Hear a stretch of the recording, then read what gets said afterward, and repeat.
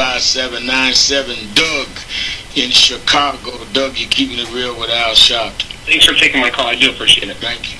Reverend, I just got a quick question. I listen to your show every once in a while, and a couple callers back, one of your callers called in and said something about the NBA and developing a different league. And then I watch TV and I listen to Charles Barkley say, you know what, the NBA is a black league, and you listen to the black community now.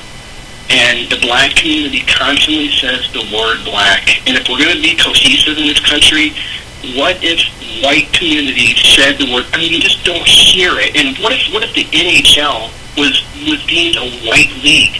I mean, it's you want to be, the black community wants to be cohesive, and you want equality.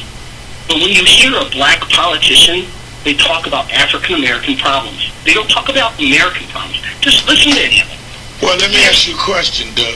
Do you think that African-Americans have distinct problems than other Americans? If what? Distinct problems.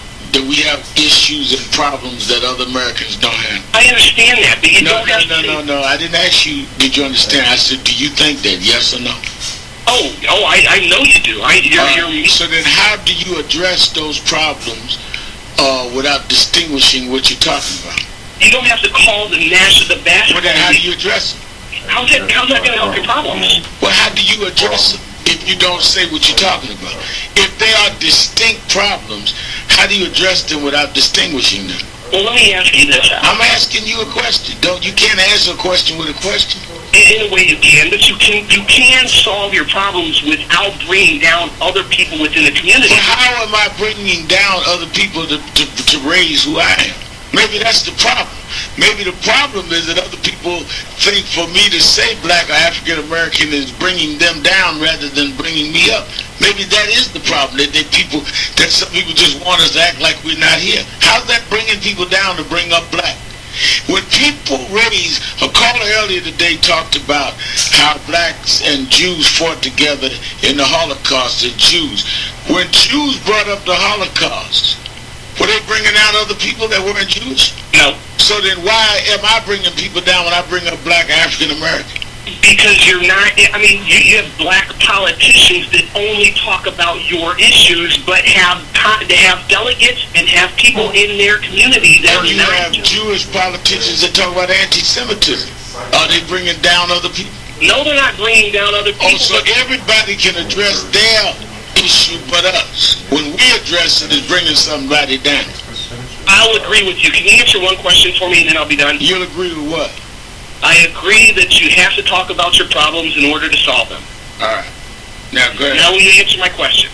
Mm-hmm. In what category are African American blacks? You just categorize them however way you want. Where are you superior? In other words, African Americans are always going to have problems because you're not superior in any category. Marriages, jobs, spending habits, saving habits, children. The black community fails in every single situation. So now we get to the root of the problem.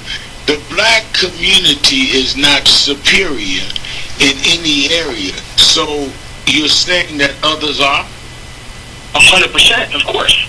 Well, then that's the problem, that y'all think y'all are superior. There is a difference, Doug, between people thinking they're superior and in people being put in a advantaged position. When you deal with the fact that the things that you named in every one of those areas, other Americans started with an advantage. Starting with an advantage in those areas that you named means that you started a race where you were put way ahead of us. Doesn't mean you could outrun us. It means that you had an unfair advantage. 100% I disagree. Well, tell me what area you didn't have an advantage. Tell me what area you didn't have an advantage. In what areas that I did have an advantage? Yeah.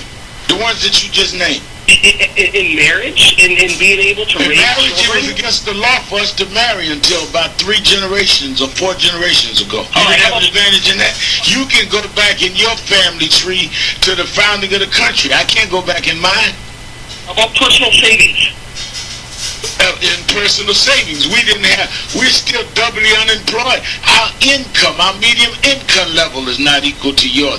Our ability to accumulate wealth based on access to capital. You're lazy. You're lazy. The black community is lazy. Then let me ask you a question. If we're so lazy, how did we build the country and never get paid?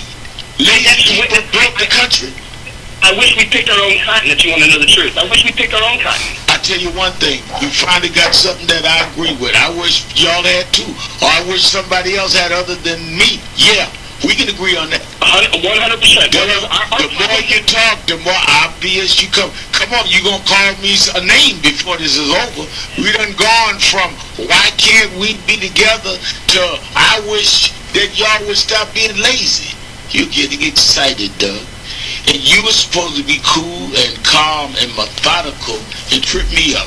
And you are getting beside yourself and the venom is dripping out your lips. It is. Aren't you disappointed in yourself? You're frustrated. I can feel your frustration, Doug, because you don't really have an argument.